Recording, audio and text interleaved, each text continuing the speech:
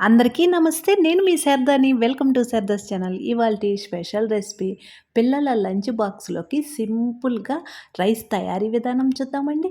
ముందుగా ఒక చిన్న మిక్సీ జార్ తీసుకొని అందులో ఇవన్నీ మనం తీసుకునే రైస్‌ని బట్టి, మనం తినే కారాన్ని బట్టి వేసుకోవాలండి మసాలాలనేవి.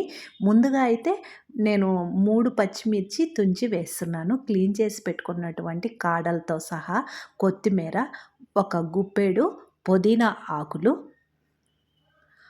6, 7 రెబ్బలు ఒలిచినటువంటి వెల్లుల్లి, కొన్ని అల్లం ముక్కలు, ఒక్క టమోటా కట్ చేసి వేస్తున్నాను. ఒక ఉల్లిపాయను కూడా కట్ చేసి వేస్తున్నాను. ఇక్కడ నేను చూపించినవన్నీ సన్నగా కట్ చేసి పోపులో వేయించుకోవచ్చండి. ఒక్క స్పూను పెరుగు కూడా వేసి మిక్సీకి మెత్తగా వేసుకోవాలి. పిల్లలు మామూలుగా టమోటా ముక్క వచ్చినా, కొత్తిమీర వచ్చినా, కరివేపాకు వచ్చినా తీసి పక్కన పెడుతూ ఉంటారు కదండి. అలాంటి వాళ్ళ కోసము ఇలాగా చేయొచ్చు.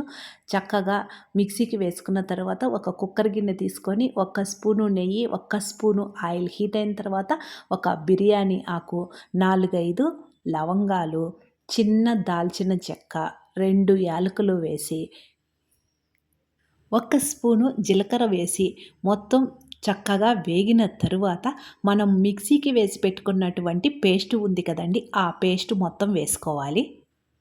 ఇలా పేస్ట్ వేసుకోవడం వలన మనకి టైం సేవ్ అవుతుంది. మరియు రైస్ కూడా రుచిగా వస్తుందండి.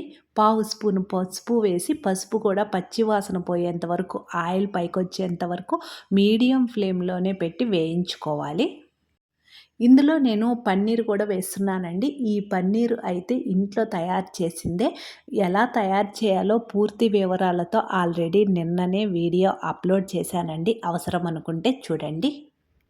ఇంకా ఇందులో బఠానీ, పొటాటోస్ ఏవైనా, అంటే పిల్లలు ఇష్టంగా తినే వెజిటేబుల్స్ మొత్తం వేసుకోవచ్చు. నేనైతే ఉత్త పన్నీర్‌తోనే చేస్తున్నాను. చక్కగా పన్నీర్ వేసిన తర్వాత ఆ మసాలాలు ఈ ముక్కలకు పట్టే విధంగా ఒక్కసారి కలిపి ఒక్క నిమిషం ఇలా వేయించుకున్న తరువాత ఈ రైస్‌కి బాస్మతి రైస్ వాడుకోవచ్చు. లేదంటే మామూలుగా మనము అన్నం వండుకుంటాం కదండీ, ఆ రైస్ కూడా చక్కగా ఉపయోగించుకోవచ్చు. నేనైతే మామూలు రైసే వాడుతున్నాను. ఒక గ్లాసు రైస్‌కి 2 గ్లాసులు వాటర్ వేస్తే సరిపోతుంది. రైస్ అనేది అరగంట ముందుగా నానబెట్టుకోవాలండి. అప్పుడే మనకి రైస్ చక్కగా వస్తుంది. రుచికి తగినంత ఉప్పు వేసి ఒక్కసారి కలిపి మూత పెట్టి 3 విజిల్స్ రావాలి. బాస్మతి రైస్ అయితే ఒక్క గ్లాస్‌కి 1.5 గ్లాసు వాటరు, 2 విజిల్స్ వస్తే సరిపోతుందండి. పిల్లలు పేచి పెట్టకుండా తినాలంటే ఒక్కసారి ఇలా తయారు చేసి రుచి చూపించండి. వాళ్ళు మళ్ళీ మళ్ళీ ఈ రైసే కావాలని అడుగుతారు. అంత బాగుంటుంది.